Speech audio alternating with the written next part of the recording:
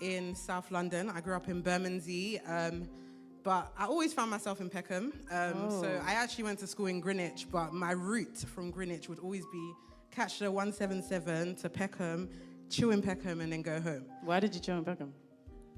I think I just wanted to be just gang wanted member. to be that girl, that bad girl. Yeah, I I just wanted to be a yeah. bad girl. Ooh, that looks like a bad girl. I love that. Yeah, I love that. Yeah. Suits you.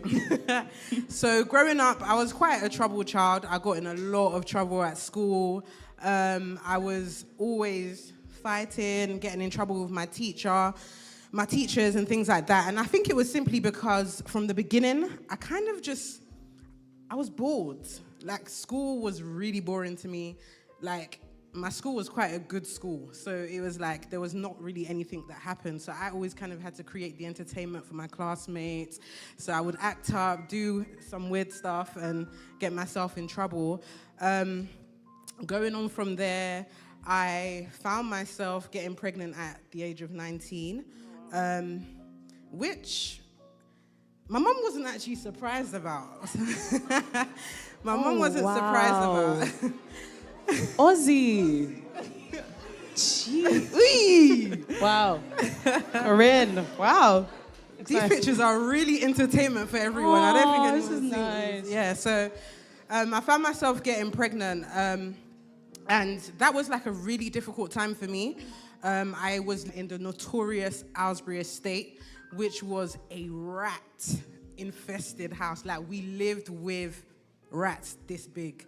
And like, when Pastor Obi used to come and do like word and prayer, and anytime with the rats.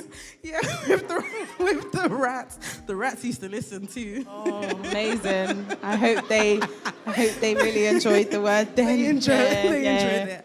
So like, when we were coming out of the lift, we used to have to scatter because it wasn't like 1 or 2 rats. It was like 7 or 8 rats, not mice. Wow. So I lived there, and literally everything around me was really dim.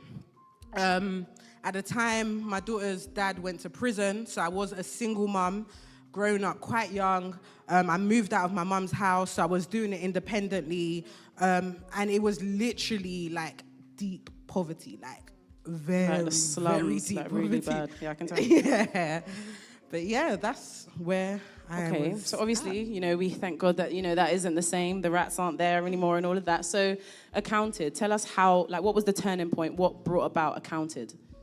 Growing up, like, I always used to tell my mum, I'm going to change the world. Like, I'm different. I always used to say I was going to be a millionaire. I was going to be a billionaire. Like, it was actually stuff that I was saying from very young. So it was like, even at school, I think the reason why I found it, like, I got myself in so much trouble because it was just not inspirational for me. Like, where I grew up, where I was living, I wasn't seeing anything I wanted to become. My mum was a nurse, and with all due respect, at that time, I just didn't rate the nursing thing. I just used to think, like, you go to work for long hours, but yet still was suffering. So I just didn't get it. So it was like, there was just not much inspiration. And my dad was an accountant. He is an accountant for the United Nations, and I think it kind of came from there. First of all, that's what kind of made me... I was actually going to be an actuarial scientist. So that's what I wanted to study in school. I wanted to study actuary, which is about pension and insurance, working at risk and things like that. But then I got pregnant, and that's how I fell into accounting and finance. I was in uni for a very long time. I mean, some people finish uni in 3 years. How long was yours? About 6 or 7. Oh, wow. So it took me about 6 or 7 years to finish uni, and like, that time was so difficult. Like, my routine was literally, I was working as a night shift manager in Sainsbury's, so I would literally go to work 10:30 p.m. After, I'll finish work at 8 a.m. I'll go to pick up Amelia. When I pick up Amelia, I take her to school. After I drop her to school, I would go to uni. After uni, I would pick her back up, and then I would go to a Thursday service, and then I would go straight back to work. Oh, come on, that deserves a round of applause. That's a lot. Wow. Yeah. So, like, literally, that was my routine. And then from that, it was like, when I finished university, I finished with a first class. And university... Uni was a really difficult time for me, but I think it was kind of like a breaking point for me because I kind of just got to a point where I realized that if I want to do something, I can do it, no matter all the hindrances that came, because there was so many hindrances. Like, I was comfort eating, back then I was huge, like really big. So I was doing a lot of comfort eating, a lot of depression and things like that. And then eventually I was just like, okay, I've finished this, but I don't want to go and work for somebody. I want to make something my own where I can show other people that, listen, you can come from the darkest place, because I would have never, ever seen myself at the point that I'm at today at all. Like, never. Like, I was literally like a female GM, like literally on the roads all the time, fighting, all of that. So I just never thought I would see myself in this corporate space. Sorry, I'm not going to pretend to be cool. What's a female GM? Like, I wouldn't say a gang member, but I was fighting all the time. Okay, cool. Like, literally all the time. Nice. So, talk to us about the achievements of Accounted, what Accounted is doing now, and the direction that it's going in. Okay, so Accounted grew very quickly. So Accounted is a very, very young organization. And that's why I'm so, so proud of its accomplishments, because within the first year of our opening and launching the practice, we've been able to offer internships to young people. We offered an internship to about 8 young people who were able to come in, people from the likes of King's College, London School of Economics, so quite prestigious universities, and we were able to give them opportunities to come and learn about accounting, but not only accounting, learn about the corporate space, because I always say to the people within our community, we've got a community of like 50 young people that are looking to get into finance and accounting, and I always say to them, it's much more than accounting. It's literally about creating corporate leaders. We want to see people enter corporate spaces and become the best possible versions of themselves and actually leave a stamp everywhere they go. So it's not just about accounting, it's about leadership, it's about self-development, it's about growth. So through that, we've been able to create a community. We've onboarded over 50 clients, and this is our first year from social media. We've had 80 consultations booked in, like literally just getting clients all the time. Don't you guys feel like you just know her a little bit more? You're doing it, I know. So it's been great, and I think if anybody would like to connect with Pastor Corinne Kobe-Jackson, do speak to her afterwards. She'll be here so that you can connect with her, and also there are many other communities just like this. So it's been great. You're a great speaker, by the way. Oh, thank you. Great speaker. So we'll move on with the rest of today, and there's another video, I think, coming up of one of our other communities within the family. So thank you.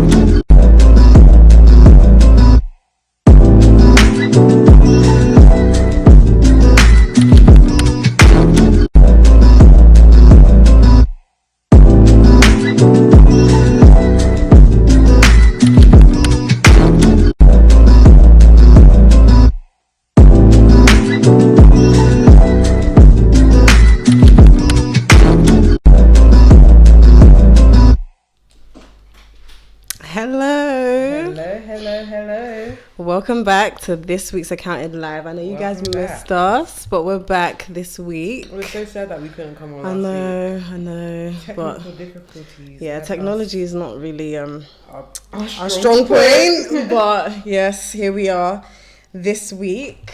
So yeah, for those of you who are new here, for those of you who do not know who we are Accounted. So we're an accountancy and business advising firm, but through that, we've also birthed the Accounted community. That's why you're seeing our beautiful faces here today. The Accounted community is literally a community that is focused on growing young people. So a lot of people come to us and it's like, oh, do I have to be an accountant to join? Do I have to be studying accounting? And as you'll see from these podcasts, it's not just for people that are in the field of accounting. It's for literally anyone who wants to be someone. It's for business owners. It's for just people that are looking to become leaders. We talk a lot about leadership, self-development, growth. We want to see people become the best possible versions of themselves, and this is why we kind of do this. Yep. So, like I said, for those of you who are new, this is a weekly thing. Yes, it is a weekly thing, even though we went on last week, but it is a weekly conversation. So if you do want to be part of us, you will see it over the course of this. You'll see our social media pages. So we are accounted_ed on Instagram, and then Accounted Limited on TikTok. LTD, sorry. Yes, Accounted Ltd on TikTok. So you can follow us. Stay tuned. Obviously, if you're on the YouTube, subscribe so you'll stay up to date with our videos. So like I think I've said it before, we have the weekly podcast, but we will be posting some videos that are actually educational and will help people who are in accounting and they have loads of questions. We answer like the most frequently asked questions. So yeah, stay tuned.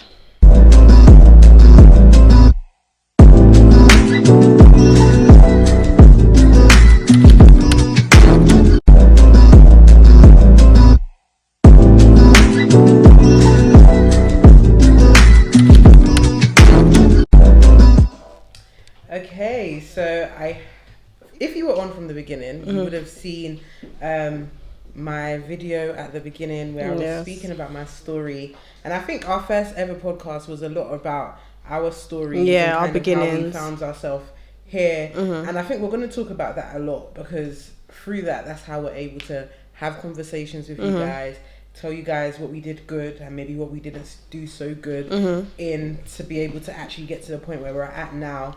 So I hope you guys enjoyed my story, but I think the whole essence of it is to actually, because there was a certain part of it that I wasn't able to get into because as time is rushing, and it was literally you forget certain things or you just don't get the chance to speak about it, and I think it's simply like almost like the foundations on which everything was kind of built up from, and I feel like when I say foundations, I'm speaking about values, like the values that I had growing up and that I had developed once I was like going through university, once I had met my mentor, once I had met the person that I felt like was leading me and helping me, driving me to the point that I needed to be at. There were certain values and foundations that I was kind of on. So I feel like the conversation is going to stem off from that today.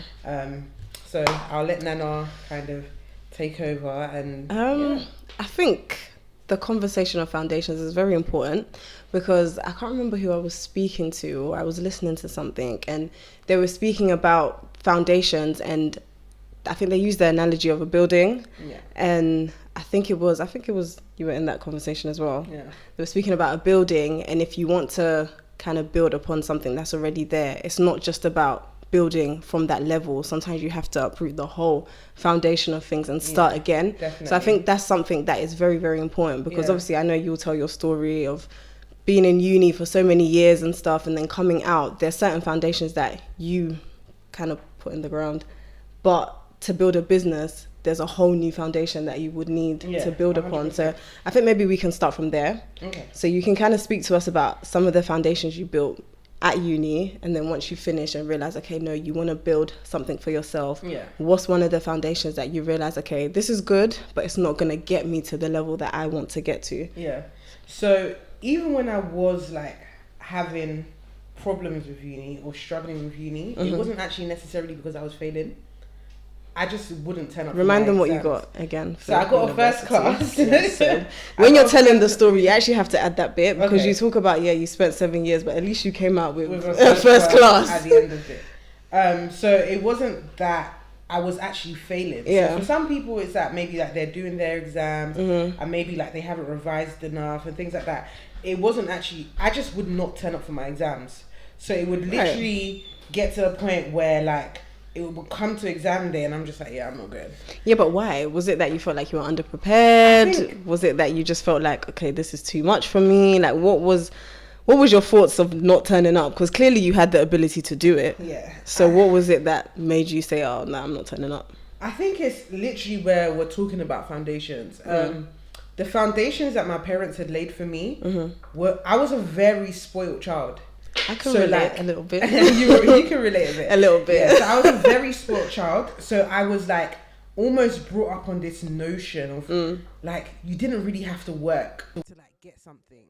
So I think I've like constantly mentioned that like I was like quite naughty, etc. Yes. And in that, like even in my naughtiness, I still got everything I wanted. Okay. So it was almost like, okay, like there was this not is really how- any repercussions for. There was no what you were repercussions for doing. bad behavior. There was no repercussions for not working as hard as you needed to. Yeah. So it was just like I kind of got into this notion of, okay, yeah, like almost like I should have been handed my degree, which is of course like it's impossible. But it can't, my mindset was just like, oh, like it shouldn't be this difficult. Yeah. It should be like I should just be able to get it. Yeah. Sort of thing. So it was like when I would feel the pressure or the pressure would come, it was almost like I was just like, oh, this is too much. And I'll just And you kind of shy away from it. I just shy away. I get that though, kick back. because I feel like that's one thing when you don't really know how to, you haven't trained yourself to deal with pressure. When it comes, it can be very much like, okay, no, like this is too much. Like I want this up. Yeah, this it's is alright. not, this is not what I was. Let's cut come out back for. to it later. But then you realize that pressure that you don't live up to will always be there. Exactly. Like there's no way around it. And I think in the time as well, I didn't kind of have a vision that I was working towards. Okay. I was doing accounting because remember I said that I fell into it because I was pregnant. So Yeah. at that point, it was almost like I was just doing it for the sake of a degree. Yeah. And I hadn't seen almost What like could the come. future or what could come out of it. I hadn't seen like accounted the practice. I hadn't seen The all community. the people, the community, Yeah. all of that. I hadn't seen none of that. So for me, it was also like, ugh, why are you putting yourself through all of this pain, this struggle, this discomfort? It's like, it was just like, you don't need to go through all of this. And of course, at that time, there was also many other discomforts. There was the discomfort of being a mum. There was the discomfort of having sleepless nights. There was the discomfort of not having as much money as I needed to be able to cover the things that I needed to. Yeah. So that there was so many other discomforts. It was like, why am I just putting this additional sort of pressure on myself? Yeah. So then I think I came across my mentor, and honestly, that was the point where I was able to pass uni. So like, Okay, I'll let you. I have a so question. literally when I came across my mentor, it was literally within 3 or 4 years that I passed uni, which literally just meant that I had done the university term in that time. Once you had someone. I had someone, so it wasn't like I was failing anymore there. Yeah. It was a lot more. You were turning up to smooth. the exams. I was turning up to my exams and things like that. Yeah. And I think it's because, as you said at the beginning, I had, with meeting my mentor, there were certain words that were given to me. There were certain conversations that we were having that kind of now started to actually completely change my mindset. Yeah. So where I had a mindset of like, everything is kind of given to you on a silver platter. Yeah. I started to realize that, Corinne, if you actually want something, you're going to have to fight. You're going to have to go out and you're going to have to grab it with your 2 hands and actually take it away. Sort of thing. Because I think a lot of us as well, I don't think it's just spoiled kids. I think just as kids in this generation, I feel like we are a bit entitled. Yeah. Because the world of social media can make it seem like, okay, I have someone that's probably the similar age as me and they look like they're doing things and it's like, oh, I probably went to the school with this person or I know them from the area and it seems like they've got it, so me too. Yeah. But you don't know what they've done to exactly. get there. I definitely agree with that whole entitlement thing. Yeah. That you look at someone else's success and you think, oh, they done it. And maybe they don't look as strong as you. And maybe they don't look as good as you. Or maybe they're not even as pretty as you. Because I think now everything is a lot more around looks. Yeah. You've got a good body. Yeah. Pretty face. Nice clothes. Nice car. So sometimes it can always just look like, oh, if they've got it, I can get it too, sort of thing. But you know what? I don't really feel like that's always a bad thing. I feel like if you channel it properly, it's looking at someone and be channeling. like, okay, they've got it, why can't I? Can actually be a driving force. Exactly. Because it's like, we went through the same education system. Yeah. We probably went to the same universities. So if you're able to build this big business, why can't I? Yeah. But like you said, I think mentorship does play a big part in it. Yeah, definitely. Okay. I think we're going to quickly just have a video. Yeah. in between, and then we're gonna come back and yeah, we'll continue the conversation. Okay.